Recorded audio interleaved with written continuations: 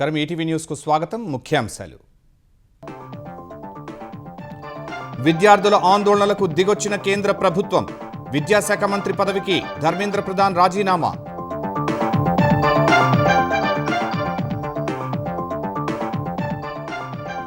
Dharmendra Pradhan రాజీనామాతో cockroach Janata party సంబరాలు. జంతర్ మంతర్ వద్ద నృత్యాలు చేసిన సీజేపీ కార్యకర్తలు.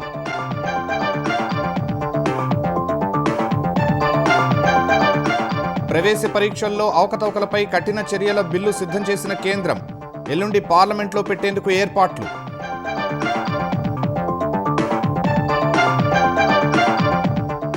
కొత్త చట్టం ప్రకారం లీకేజీకి పాల్పడితే 10 ఏళ్ల జైలు, 10 కోట్ల వరకు జరిమానా. దర్యాప్తు కోసం ప్రత్యేక టాస్క్ ఫోర్స్.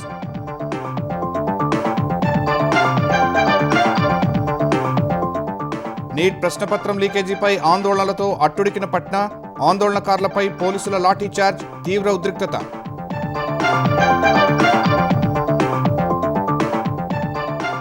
దేశ రక్షణ రంగంలో మరో స్వదేశీ అద్భుతం. విజయవంతమైన డ్రోన్ నిరోధక వ్యవస్థ భార్గవాస్త్ర ప్రయోగం.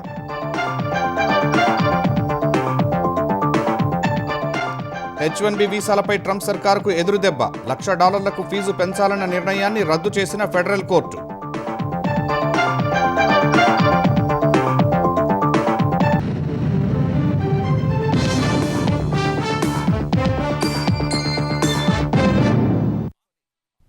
నీట్ ప్రశ్నపత్రం లీకేజీ వ్యవహారంపై విద్యార్థుల ఆందోళనకు కేంద్ర ప్రభుత్వం ఎట్టకేలకు దిగొచ్చింది. కేంద్రం విద్యాశాఖ మంత్రి ధర్మేంద్ర ప్రధాన్ తన పదవికి రాజీనామా చేశారు.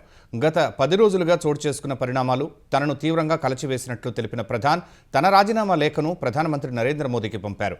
ఆ లేఖను ఎక్స్లో పోస్ట్ చేసిన ధర్మేంద్ర ప్రధాన్ విద్యార్థుల కోసమే తాను పదవి నుంచి తప్పుకుంటున్నట్లు ప్రకటించారు.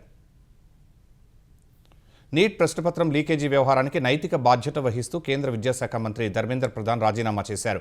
ప్రధాన్ రాజీనామా చేయాల్సిందేనని కాక్రోచ్ జనతా పార్టీ ప్రతినిధులు నిన్న కేంద్ర మంత్రులతో జరిపిన చర్చల్లో తేల్చి చెప్పిన నేపథ్యంలో ఈ పరిణామం చోటు చేసుకుంది. కేంద్ర మంత్రుల ముందు 3 డిమాండ్లు పెట్టిన సీజేపీ మొదటి డిమాండ్గా ప్రధాన్ రాజీనామా చేయాలని నిన్న స్పష్టం చేశారు. ఇవాళ మరో విడత చర్చలు జరగనున్న నేపథ్యంలో ధర్మేంద్ర ప్రధాన్ రాజీనామా చేశారు. ఈ మేరకు రాజీనామా లేఖను ప్రధాని మోదీకి పంపిన ఆయన సామాజిక మాధ్యమం ఎక్స్లో లేఖ విడుదల చేశారు. గత 10 రోజులుగా చోటు చేసుకున్న వరుస ఘటనలు తనను బాధించాయని లేఖలో ధర్మేంద్ర ప్రధాన్ వివరించారు. ఇది తన వ్యక్తిగత ప్రతిష్టకు సంబంధించిన విషయం కాదన్న ధర్మేంద్ర ప్రధాన్ యువత భవిష్యత్ కోసమే రాజీనామా చేశారని తెలిపారు. దేశ విద్రోహ శక్తులకు అవకాశం ఇవ్వకూడదని పేర్కొన్నారు. జంతర్ మంతర్ వద్ద దేశవ్యాప్తంగా నెలకొన్న ఈ పరిస్థితిని అసాంఘిక శక్తులు తమకు అనుకూలంగా ఉపయోగించుకోనివ్వకూడదని ఆయన పేర్కొన్నారు. దేశ ఐక్యత కొనసాగాలని తన లేఖలో ధర్మేంద్ర ప్రధాన్ పేర్కొన్నారు. యువత తమ చదువు కోసమే సమయం కేటాయించాలని సూచించారు. నీట్ అక్రమాలు వెలుగులోకి రాగానే సీబీఐ విచారణకు ఆదేశించామన్న ధర్మేంద్ర ప్రధాన్ విజయవంతంగా నీట్ రీ-ఎగ్జామ్ నిర్వహించామని గుర్తు చేశారు. తాను ఎప్పుడూ బాధ్యతల నుంచి తప్పించుకోలేదని లేఖలో వివరించారు. ధర్మేంద్ర ప్రధాన్ రాజీనామా దేశ యువత సాధించిన విజయమని కాక్రోచ్ జనతా పార్టీ అభివర్ణించింది. ఈ విజయం దేశ విద్యార్థులు అందరిదని సీజేపీ అధ్యక్షుడు అభిజిత్ దీప్కే వ్యాఖ్యానించారు. ధర్మేంద్ర ప్రధాన్ రాజీనామా నిర్ణయం వెలువడిన వెంటనే ఆయన రాజీనామా కోసం ఆందోళన చేస్తున్న జంతర్ మంతర్ వద్ద పండుగ వాతావరణం ఏర్పడింది. సీజేపీ నాయకులు, కార్యకర్తలు, విద్యార్థులు సంబరాలు చేసుకున్నారు. దేశంలో విద్యా వ్యవస్థను సమూల ప్రక్షాళన చేసే వరకు తమ ఉద్యమం ఆగదని కాక్రోచ్ జనతా పార్టీ ప్రకటించింది. కేంద్ర విద్యాశాఖ మంత్రి పదవికి ధర్మేంద్ర ప్రధాన్ రాజీనామా చేసినట్టు లేఖ వెలువడగానే ఆయన రాజీనామా కోసం ఆందోళన చేస్తున్న జంతర్ మంతర్ వద్ద కాక్రోచ్ జనతా పార్టీ నేతలు, కార్యకర్తలు సంబరాల్లో మునిగారు. ధర్మేంద్ర ప్రధాన్ రాజీనామా చేస్తేనే తాము 3వ విడత చర్చలు జరుపుతామన్న సీజేపీ నాయకులు తమ డిమాండ్ నెరవేరినందుకు హర్షాతిరేకాలు వ్యక్తం చేశారు.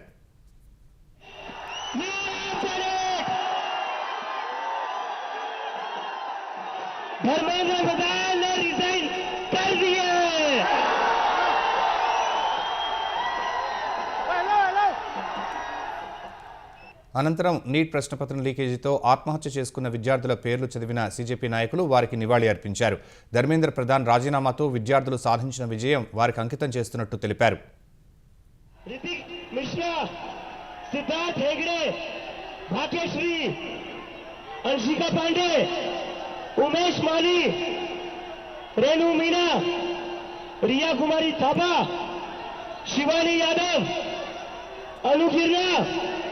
पवन पटेल, आकांक्षा चतुर्वेदी, रीमा बेगम, मैथिली अशोक सोनवणे, अवंतिका मौर्य, जतिन कुमार, गोपिका शेख सना। దేశవ్యాప్త ఆందోళనల వల్లే కేంద్రం దిగివచ్చిందని సీజేపీ అధ్యక్షుడు అభిజిత్ దీప్కే అన్నారు. ధర్మేంద్ర ప్రధాన్ రాజీనామా దేశవ్యాప్తంగా విద్యార్థుల విజయమని ఆయన అభివర్ణించారు. ఇదే స్ఫూర్తితో నీట్ లీకేజీతో నష్టపోయిన విద్యార్థుల కుటుంబాలకు తగిన న్యాయం జరిగే వరకు పోరాడతామన్నారు. मुझे पिछले एक महीने से बहुत बड़े पॉलिटिशियंस, बहुत बड़े मीडिया वाले कहते थे क्या कर रहे हो, कब तक बैठोगे, नहीं देंगे इस्तीफा। आप जानते नहीं हो क्या इस सरकार को, बहुत ही निर्दयी सरकार है, किसी की नहीं सुनती है ये सरकार, अपनी मनमानी करती है, बहुत जिद्दी सरकार है। 36 दिन हर रोज मुझसे ये सवाल पूछा जाता था, इस्तीफा नहीं होगा तो क्या होगा, ये लोग इस्तीफा नहीं देंगे, मुझे हर किसी ने कहा। और जब मैं यूएसए से निकला था तब कई सारे लोग ये कहते थे तुझे क्या लगता है तू इंडिया जाएगा, इंडिया में क्रांति आएगी, आ गई क्रांति। और जो लोग पिछले 36 दिनों से हमें बोल रहे थे इस्तीफे नहीं होते इस सरकार में, ये सरकार इस्तीफे नहीं करवाती, उन सभी लोगों से मैं फिर से कहता हूं, झुकती है दुनिया। और इस देश के युवा ने दिखा दिया है, अगर वो एक साथ आ जाए तो किसी को भी झुका सकती है, किसी का भी इस्तीफा ले सकती है। ఈ విజయోత్సవ వేళ సాయంత్రం 6ంటికి జంతర్ మంతర్ వద్ద నీట్ లీకేజీతో ఆత్మహత్య చేసుకున్న విద్యార్థుల ఆత్మశాంతి కోసం ఎక్కడికక్కడ కొవ్వొత్తుల ర్యాలీ చేయాలని దీప్కే కోరారు. ఇదే సమయంలో ఈ నెల 20న జరిగిన ఘర్షణల్లో విద్యార్థులపై కఠినంగా వ్యవహరించిన వారిపై కఠిన చర్యలు తీసుకోవాలని డిమాండ్ చేశారు. దేశంలో విద్యా వ్యవస్థను ప్రక్షాళన చేసే వరకు ఉద్యమాన్ని కొనసాగిస్తామన్నారు.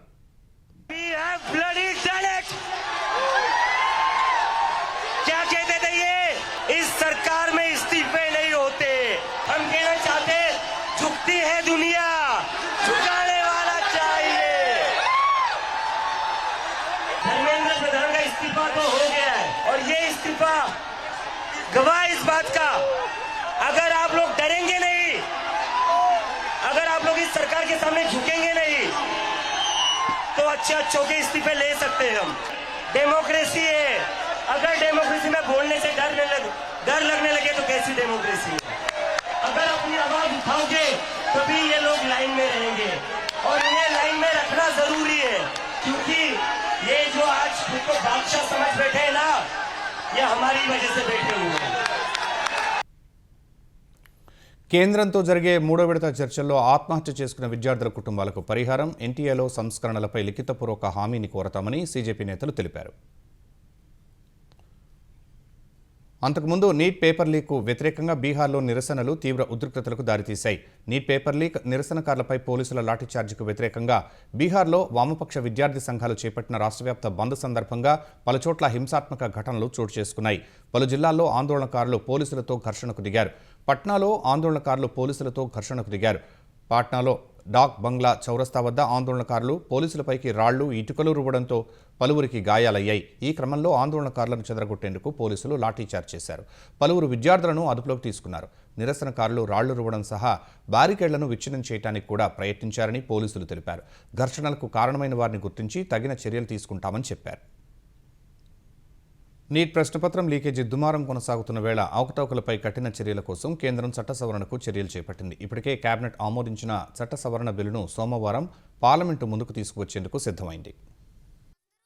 పబ్లిక్ ఎగ్జామ్స్ అక్రమ పద్ధతుల నివారణ సవరణ బిల్లు 2026 ను కేంద్రం సిద్ధం చేసింది. పరీక్షల్లో అక్రమ పద్ధతులను అవలంబిస్తే కనీసం 5 ఏళ్ల నుంచి గరిష్టంగా 10 ఏళ్ల వరకు జైలు శిక్ష విధించేలా చట్టంలో మార్పులు ప్రతిపాదించింది. జరిమానాను 10 లక్షల నుంచి 50 లక్షలు పెంచేందుకు ప్రతిపాదన చేసింది. సర్వీస్ ప్రొవైడర్స్ కి విధించే జరిమానాను 1 కోటి నుంచి 5 కోట్లకు పెంచుతూ నిబంధన చేర్చింది. పరీక్షల నుంచి సర్వీస్ ప్రొవైడర్స్ ని నిషేధించే కాలాన్ని 4 ఏళ్ల నుంచి 8 ఏళ్లకు పొడిగిస్తూ ప్రతిపాదన చేసింది. నేరం రుజువైతే కంపెనీ డైరెక్టర్లు లేదా ఉన్నతాధికారులకు కనీసం 5 ఏళ్ల జైలు శిక్ష, 5 కోట్ల వరకు జరిమానా విధించనున్నారు. వ్యవస్థీకృత పరీక్షా కుంభకోణాలకు సంబంధించి శిక్ష, జరిమానాల్లో కూడా కేంద్రం మార్పులు ప్రతిపాదించింది. కనీస శిక్షను 5 ఏళ్ల నుంచి 7 ఏళ్లకు, కనీస జరిమానాను 1 కోటి నుంచి 10 కోట్లకు పెంచింది. పరీక్షా కుంభకోణాలపై దర్యాప్తు చేయడానికి ప్రత్యేక టాస్క్ ఫోర్సును ఏర్పాటు చేయాలని ప్రతిపాదించింది. పోలీసులు, కేంద్ర దర్యాప్తు సంస్థ లేదా టాస్క్ ఫోర్స్ మొత్తం దర్యాప్తును 2 నెలల్లోపు పూర్తి చేసేలా మార్పులు ప్రతిపాదించింది. రోజువారీ విచారణలు జరపడానికి ప్రతి రాష్ట్రం, కేంద్రపాలిత ప్రాంతంలో ప్రత్యేక ఫాస్ట్ ట్రాక్ కోర్టులను ఏర్పాటు చేయనున్నట్లు బిల్లులో పేర్కొంది. ఛార్జిషీట్ దాఖలైన 3 నెలల్లోపు విచారణ ప్రక్రియను పూర్తి చేసేలా నిబంధన పెట్టింది. ప్రతిపాదిత సవరణ చట్టం అమలులోకి రాకముందే పెండింగ్లో ఉన్న కేసులను కూడా ప్రత్యేక ఫాస్ట్ ట్రాక్ కోర్టులకు బదిలీ చేయాలని నిర్ణయం తీసుకుంది. ప్రత్యేక పబ్లిక్ ప్రాసిక్యూటర్లను నియమించే అధికారాన్ని రాష్ట్రాలు, కేంద్రపాలిత ప్రాంతాలకు కల్పించింది. ఫాస్ట్ ట్రాక్ కోర్టు తీర్పులపై దాఖలయ్యే అప్పీళ్లను హైకోర్టుకు చెందిన 2 న్యాయమూర్తుల డివిజన్ బెంచ్ విచారించాలని ప్రతిపాదించింది. వీలైనంత వరకు 3 నెలల్లోపు అప్పీళ్లపై నిర్ణయం తీసుకునేలా నిబంధన పెట్టింది. చట్ట సవరణ బిల్లును సోమవారం పార్లమెంటు ముందుకు తీసుకువచ్చే అవకాశముంది. జంతర్ మంతర్ వద్ద నీట్ ప్రశ్నపత్రం లీకేజీకి నిరసనగా జరుగుతున్న ఆందోళనలోకి సంఘ విద్రోహ శక్తులు ప్రవేశించినట్టు ఢిల్లీ పోలీసులు ప్రకటించారు. ఏకంగా 2,500 మంది నేరస్తులు సంఘ విద్రోహ శక్తులు చొరబడినట్లు వెల్లడించారు. ఫేషియల్ రికగ్నిషన్ టెక్నాలజీతో ఈ ఘోరాన్ని పసిగట్టినట్టు వెల్లడించారు. జూలై 20 నాటి విధ్వంసంలో పలువురు నేరగాళ్ల పాత్ర ఉన్నట్లు స్పష్టమైందని పోలీసులు వివరించారు. గుంపులో చొరబడిన దుండగులు భద్రతా సిబ్బందిని లక్ష్యంగా చేసుకుని కత్తులు, రాళ్లు, కర్రలతో దాడులకు పాల్పడినట్టు పోలీసులు తెలిపారు. ఇలాంటి వారిలో పలువురి ఫోటోలను పోలీసులు ఇప్పటికే విడుదల చేశారు. మరోవైపు జూలై 20 నాటి హింసకు సంబంధించి ఇప్పటివరకు 15 ఎఫ్ఐఆర్లు నమోదు చేసిన పోలీసులు అనేక మందిని అదుపులోకి తీసుకున్నారు. అయితే నాటి ఆందోళనలో పాల్గొన్న విద్యార్థులపై కేసులు ఎత్తివేయాలని కాక్రోచ్ జనతా పార్టీ డిమాండ్ చేస్తోంది. ప్రస్తుత యువత ఎక్కడా దారి తప్పలేదని ఆర్ఎస్ఎస్ చీఫ్ మోహన్ భాగవత్ అన్నారు. అయితే వారికి దిశానిర్దేశం అవసరమని ఆయన తెలిపారు. ఢిల్లీలోని విశ్వ మాంగళ్య సభ కార్యక్రమంలో పాల్గొన్న మోహన్ భాగవత్ యువతను అర్థం చేసుకోవాలంటే వారితో కలిసి మాట్లాడాలని సూచించారు. నేటి యువత ఎక్కువగా ప్రశ్నలు అడిగేందుకు ఆసక్తి చూపుతున్నారన్న ఆయన తల్లిదండ్రులు, పెద్దలతో మమేకం కావటం అత్యవసరమని చెప్పారు. ప్రస్తుతం కుటుంబాల్లో మాట్లాడుకునే సమయం, అవకాశం తగ్గిపోతుండడం పట్ల ఆందోళనలు వ్యక్తం చేసిన మోహన్ భాగవత్ కొత్త తరానికి మేమంతా అండగా ఉన్నామన్న భరోసా సహా ఒక అనుబంధాన్ని కల్పించాలని పేర్కొన్నారు. जिस शैली में हम पहले करते थे, अभी थोड़ी अपनी शैली बदलनी पड़ेगी. हम जब छोटे थे, माताजी ने कहा, पिताजी ने कहा, नो आर्ग्यूमेंट. अभी ऐसा नहीं है. नई पीढ़ी प्रश्न पूछती है, उनको तर्क बताना पड़ता है. भौतिक साधनों से प्रचार का मारा उन पर होता है, उसमें से भूल भुलैया उत्पन्न हो, उनसे उनको बाहर निकालना पड़ता है. एक तो बहुत अधिक अपनापन देने की जरूरत है, समय देने की जरूरत है और संवाद करने की जरूरत है. डिक्टेशन नहीं, डिस्कशन, ऑर्डर नहीं, कॉन्सेंसस. H1B వీసాల విషయంలో అమెరికా అధ్యక్షుడు డొనాల్డ్ ట్రంప్ ప్రభుత్వానికి గట్టి ఎదురుదెబ్బ తగిలింది. H1B వీసాల రుసుమును $1,00,000 పెంచాలన్న ప్రభుత్వ నిర్ణయాన్ని రద్దు చేస్తూ డిస్ట్రిక్ట్ కోర్టు ఇచ్చిన తీర్పును యుఎస్ అపీల్స్ కోర్టు సమర్థించింది. డిస్ట్రిక్ట్ కోర్టు తీర్పుపై ట్రంప్ సర్కార్ యుఎస్ అపీల్స్ కోర్టును ఆశ్రయించింది. ఈ పిటిషన్పై విచారణ జరిపిన ఫెడరల్ కోర్టు డిస్ట్రిక్ట్ కోర్టు ఇచ్చిన తీర్పుపై స్టే ఇచ్చేందుకు నిరాకరించింది. H1B వీసాలకు $1,00,000 ఫీజును కాంగ్రెస్ ఆమోదం లేని చట్టవిరుద్ధమైన పన్నుగా అభివర్ణిస్తూ జూన్ 8న డిస్ట్రిక్ట్ కోర్టు ఇచ్చిన తీర్పు సరైనదేనని యుఎస్ ఫెడరల్ కోర్టు త్రిసభ్య ధర్మాసనం స్పష్టం చేసింది. అమెరికా సుప్రీంకోర్టు ఇచ్చిన గత తీర్పులను ఉదహరించిన ధర్మాసనం పన్నులు లేదా ఫీజుల రూపంలో ఆర్థిక భారాన్ని మోపే అధికారాన్ని ఇచ్చేటప్పుడు కాంగ్రెస్ ఆదేశాలు స్పష్టంగా ఉండాలని గుర్తు చేసింది. H1B రుసుము విషయంలో ట్రంప్ యంత్రాంగం ఆ ప్రమాణాలను నిరూపించలేదని కోర్టు వివరించింది. సాధారణంగా ప్రతి ఏడాది 65,000 సాధారణ H1B వీసాలు, ఉన్నత విద్యార్హతలు ఉన్న వారికి మరో 20,000 వీసాలను అమెరికా జారీ చేస్తుంది. ఇందుకు $2,000 నుంచి $5,000 వరకు ఫీజు వసూలు చేస్తుంది. H1B వీసాల ఫీజుపై ఫెడరల్ కోర్టులో ఊరట దక్కిన వేళ ఈ వీసాల జారీని 3 ఏళ్లు పూర్తిగా నిలిపివేయాలంటూ రిపబ్లికన్ సెనేటర్ టిమ్ షీహీ ఓ బిల్లును అమెరికన్ కాంగ్రెస్లో ప్రవేశపెట్టారు. H1B అబ్యూజ్ యాక్ట్ పేరుతో బిల్లు ప్రవేశపెట్టిన టిమ్ స్థానిక అమెరికన్ల ఉద్యోగ అవకాశాలను దెబ్బతీస్తూ తక్కువ వేతనాలకే విదేశీయులను తెచ్చుకోవటాన్ని అడ్డుకోవడమే తమ ఉద్దేశమని పేర్కొన్నారు. అత్యంత నైపుణ్యం కలిగిన నిపుణుల కొరత తీర్చడానికి తీసుకొచ్చిన ఈ వీసా విధానాన్ని దుర్వినియోగం చేస్తున్నారని వివరించారు. 3 ఏళ్లు వీసాల నిలిపివేత తర్వాత అత్యంత కఠిన నిబంధనలతో కార్యక్రమాన్ని తిరిగి ప్రారంభించాలని బిల్లులో ప్రతిపాదించారు.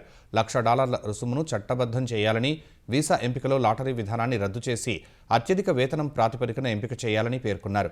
H1B వీసాదారుల కుటుంబ సభ్యులకు ఆశ్రయం కల్పించే డిపెండెంట్ వీసాలు, విదేశీ విద్యార్థులకు ఉపయోగపడే OPT వర్క్ పర్మిట్లను పూర్తిగా రద్దు చేయాలని ప్రతిపాదించారు. ఆంధ్రప్రదేశ్లో అన్ని రకాల వైద్య సేవలు ఉచితంగా అందించే సంజీవని పథకం నేటి నుంచి కర్నూలు జిల్లా ఆస్పరి ప్రజలకు అందుబాటులోకి రానుంది. సీఎం చంద్రబాబు కాసేపట్లో ఆస్పరి ప్రాథమిక ఆరోగ్య కేంద్రంలో ఈ పథకాన్ని ప్రారంభించనున్నారు. తర్వాత ఆసుపత్రిని పరిశీలించి రోగులు, వైద్య సిబ్బందితో సీఎం మాట్లాడనున్నారు. సంజీవని పథకం ద్వారా అందే వైద్య సేవల గురించి ఆసుపత్రికి వచ్చిన రోగులకు సీఎం వివరిస్తారు. అనంతరం ప్రజావేదిక వద్దకు చేరుకుని ప్రజల్ని ఉద్దేశించి చంద్రబాబు మాట్లాడతారు. సంజీవని పథకంలో భాగంగా 25 లక్షల రూపాయల వరకు ప్రభుత్వమే భరించే వైద్య సేవలను ప్రజలకు వివరించనున్నారు. సభ వేదికపైనే జిల్లా అధికారుల పనితీరును సీఎం మదింపు చేయనున్నారు. ఒక్కో శాఖ అధికారుల పనితీరును ప్రజల సమక్షంలోనే సీఎం ప్రశ్నించనున్నారు. సంజీవని కార్యక్రమం పూర్తయిన తర్వాత సాయంత్రం ఆస్పరిలో ఆలూరు నియోజకవర్గ టీడీపీ కార్యకర్తలు, నాయకులతో చంద్రబాబు సమీక్ష చేయనున్నారు. గుంతకల్, బళ్ళారి మధ్య 3-4 రైల్వే లైన్ల నిర్మాణానికి కేంద్ర కేబినెట్ ఆమోదం తెలపడంపై ముఖ్యమంత్రి చంద్రబాబు, ప్రధాని నరేంద్ర మోదీ, రైల్వే మంత్రి అశ్విని వైష్ణవులకు కృతజ్ఞతలు తెలిపారు. ఈ నిర్ణయం ఆంధ్రప్రదేశ్ అభివృద్ధికి, ముఖ్యంగా రాయలసీమ ప్రాంతానికి కీలక మైలురాయిగా నిలుస్తుందని అన్నారు. ఈ ప్రాజెక్టుతో తూర్పు, పడమర రైల్వే కారిడార్ మరింత బలోపేతం అవుతుందన్నారు. రాయలసీమ, ఉత్తర కర్ణాటక, గోవా మధ్య రవాణా అనుసంధానం పెరుగుతుందని సీఎం తెలిపారు. ప్రయాణికులు, సరకు రవాణా వేగవంతం కావటమే కాకుండా ప్రస్తుత రైల్వే మార్గాలపై రద్దీ తగ్గుతుందని వెల్లడించారు. ఈ లైన్ కోసం 1264 కోట్లు ఖర్చు చేయకుండా దాదాపు 600 కోట్ల రూపాయలు ఏపీలోనే ఖర్చు చేయనున్నట్టు చంద్రబాబు తెలిపారు. ఈ ప్రాజెక్టుతో పరిశ్రమలకు ఊతం లభిస్తుందని, కృష్ణపట్నం, రామాయపట్నం పోర్టులకు అనుసంధానం పెరిగి కొత్త అవకాశాలు వస్తాయని వివరించారు. ప్రపంచ స్థాయి మౌలిక సదుపాయాల అభివృద్ధి, ఏపీ వేగవంతమైన ప్రగతికి కేంద్రం అందిస్తున్న నిరంతర సహకారానికి ధన్యవాదాలు తెలిపారు. ఆంధ్రప్రదేశ్ రవాణా రంగంలో పీఎం ఈ బస్ సేవతో నూతన శకం మొదలవుతోందని ఆ శాఖ మంత్రి మండిపల్లి రాంప్రసాద్ రెడ్డి అన్నారు. విశాఖలో సింహపురి ఈ బస్ డిపో పవర్ రూమ్ను మంత్రి ప్రారంభించారు.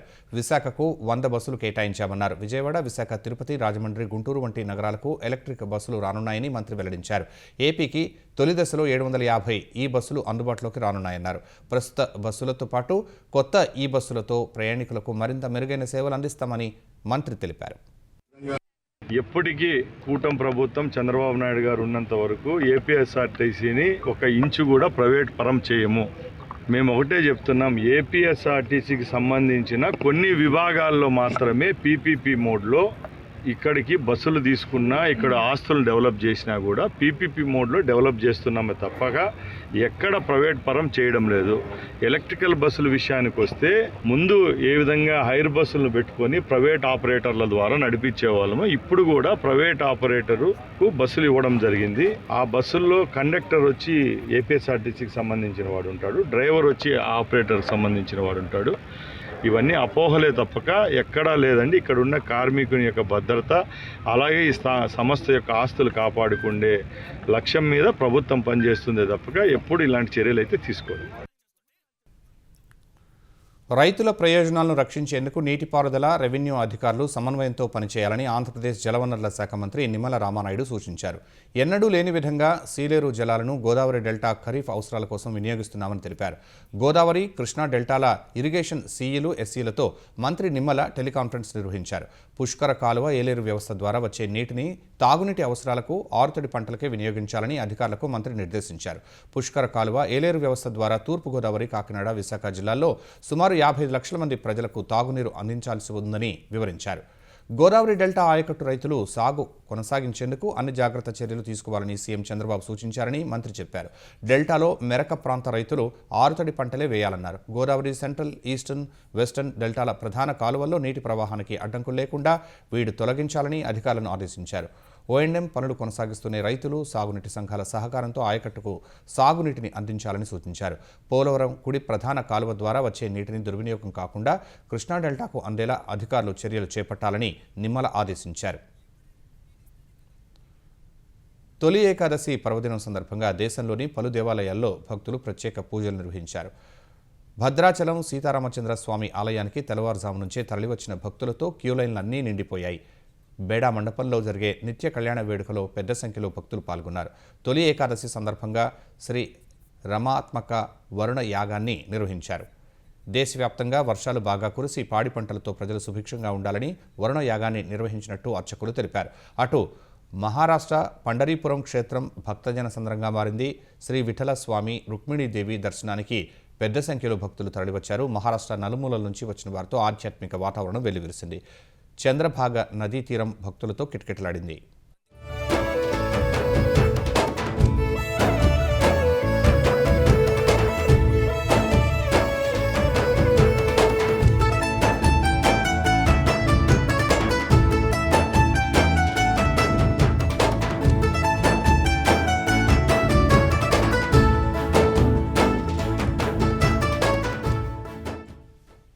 ఎర్ర సముద్రంలో ప్రయాణిస్తున్న వాణిజ్య నౌకలపై దాడులకు తెగబడుతున్న ఇరాన్ మద్దతుదారులైన హూతీ తిరుగుబాటుదారులే లక్ష్యంగా సౌదీ విరుచుకుపడింది.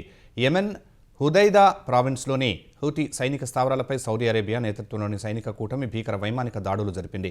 ఇటీవల ఎర్ర సముద్రంలో ఎన్సీసీ మాసా అనే సౌదీ వాణిజ్య నౌకపై హూతీలు దాడి చేయగా ఆ నౌక దెబ్బతింది. అలాగే సౌదీ అరేబియాపై సముద్ర దిగ్బంధనం విధిస్తున్నట్లు హూతీలు ప్రకటించడంతో ఆగ్రహం వ్యక్తం చేసిన సౌదీ కూటమి ఈ దాడులకు దిగింది. ఎర్ర సముద్రంలో వాణిజ్య నౌకల రాకపోకలకు ముప్పుగా మారిన హూతీ సైనిక కేంద్రాలను ధ్వంసం చేశామని, ప్రస్తుతానికి ఈ ఆపరేషన్ ముగిసిందని సౌదీ కూటమి స్పష్టం చేసింది. అయితే కీలకమైన హుదైదా పోర్టుపై ఎలాంటి దాడి చేయలేదని పేర్కొంది. హుదైదా ప్రావిన్స్లోని రేవులన్నీ సాధారణ నౌకాయానానికి తెరిచే ఉన్నాయని వివరించింది. సౌదీ దాడుల్లో టెలికమ్యూనికేషన్స్ అథారిటీ కేంద్రాలు, కమరాన్ ఐలాండ్లోని స్థావరాలు దెబ్బతిన్నట్లు హౌతీలు ధృవీకరించారు. సౌదీపై తమ పోరాటాన్ని మరింత ఉధృతం చేస్తామని ప్రకటించారు. ప్రపంచంలోనే అతిపెద్ద శక్తివంతమైన స్టార్షిప్ రాకెట్ను ఎలాన్ మస్క్కు చెందిన స్పేస్ ఎక్స్ సంస్థ విజయవంతంగా ప్రయోగించింది. టెక్సాస్లోని ప్రయోగ వేదిక నుంచి గాల్లోకి ఎగిసిన 407 అడుగుల స్టార్షిప్ గంట సేపటి తర్వాత హిందూ మహాసముద్రంలో సురక్షితంగా దిగింది. గత వారం చివరి నిమిషంలో సాంకేతిక సమస్యతో వాయిదా పడిన ఈ ప్రయోగాన్ని ఇప్పుడు విజయవంతంగా నిర్వహించారు. ఇందుకోసం స్టార్షిప్నకు ఉన్న 33 ఇంజిన్లలో 6ని మార్చి ఇప్పుడు ప్రయోగించారు. గగనతలంలో 200 కిలోమీటర్ల ఎత్తుకు చేరుకున్న స్టార్షిప్ వ్యోమనౌక 20 స్టార్లింక్ శాటిలైట్లను కక్షలోకి ప్రవేశపెట్టింది. 16,000 కిలోమీటర్ల సుదీర్ఘ ప్రయాణం తర్వాత భూ వాతావరణంలోకి పునః ప్రవేశించిన స్టార్షిప్ హిందూ మహాసముద్రంలో సురక్షితంగా దిగింది. ఇప్పటి వరకు జరిగిన ప్రయోగాల్లో ఇదే అత్యుత్తమ పునరాగమనమని స్పేస్ ఎక్స్ తెలిపింది. చంద్రుడిపైకి మనుషులను తీసుకువెళ్లే నాసా ఆర్టెమిస్ 3 ప్రయోగానికి ఈ పరీక్ష చాలా కీలకమని తెలిపింది. ఈ ప్రయోగం విజయవంతం కావడంతో స్పేస్ ఎక్స్ ఉద్యోగులు సంబరాలు చేసుకున్నారు.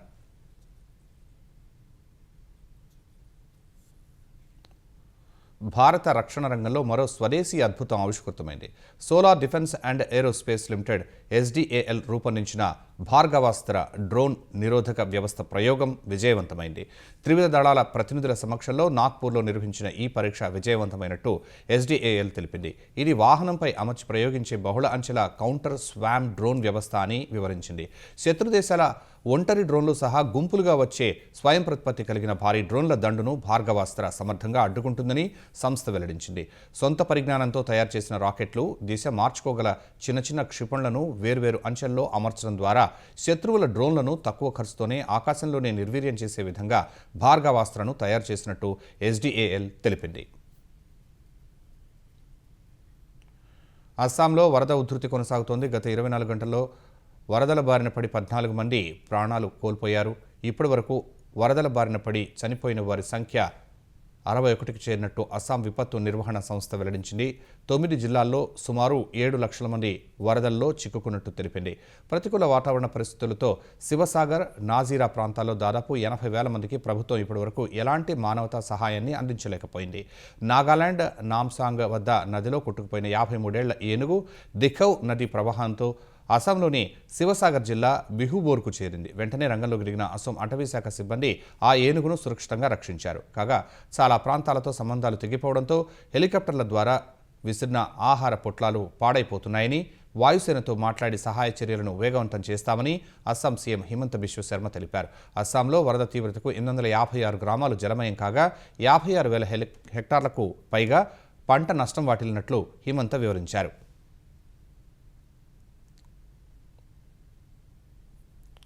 కెనడా ఎడ్మంటన్లో 23 ఏళ్ల భారతీయ యువతి దారుణ హత్యకు గురైంది.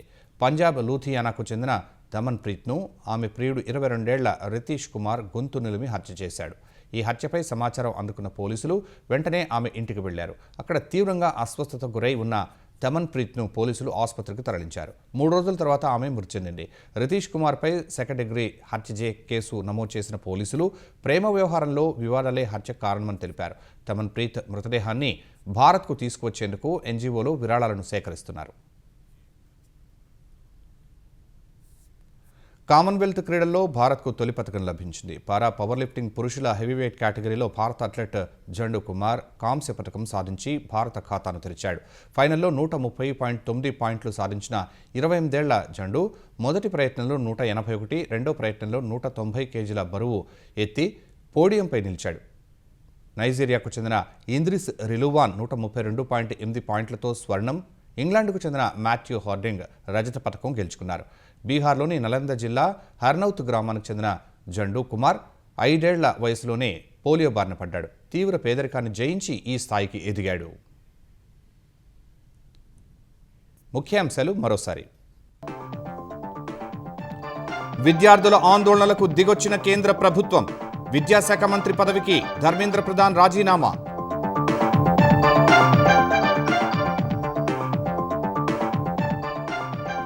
ధర్మేంద్ర ప్రధాన్ రాజీనామాతో కాక్రోచ్ జనతా పార్టీ సంబరాలు.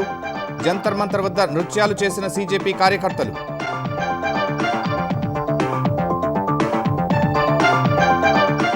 ప్రవేశ పరీక్షల్లో అవకతవకలపై కఠిన చర్యల బిల్లు సిద్ధం చేసిన కేంద్రం. ఎల్లుండి పార్లమెంట్లో పెట్టేందుకు ఏర్పాట్లు.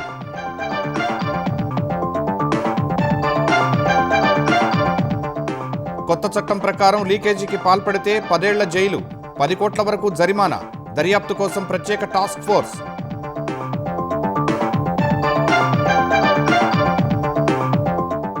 నీట్ ప్రశ్నపత్రం లీకేజీపై ఆందోళనలతో అట్టుడికిన పట్నా. ఆందోళనకారులపై పోలీసుల లాఠీచార్జ్, తీవ్ర ఉద్రిక్తత.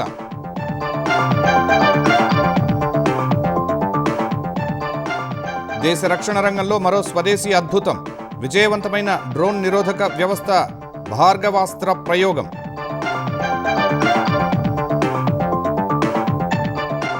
H-1B వీసాలపై ట్రంప్ సర్కారుకు ఎదురుదెబ్బ. $1,00,000 ఫీజు పెంచాలన్న నిర్ణయాన్ని రద్దు చేసిన ఫెడరల్ కోర్టు.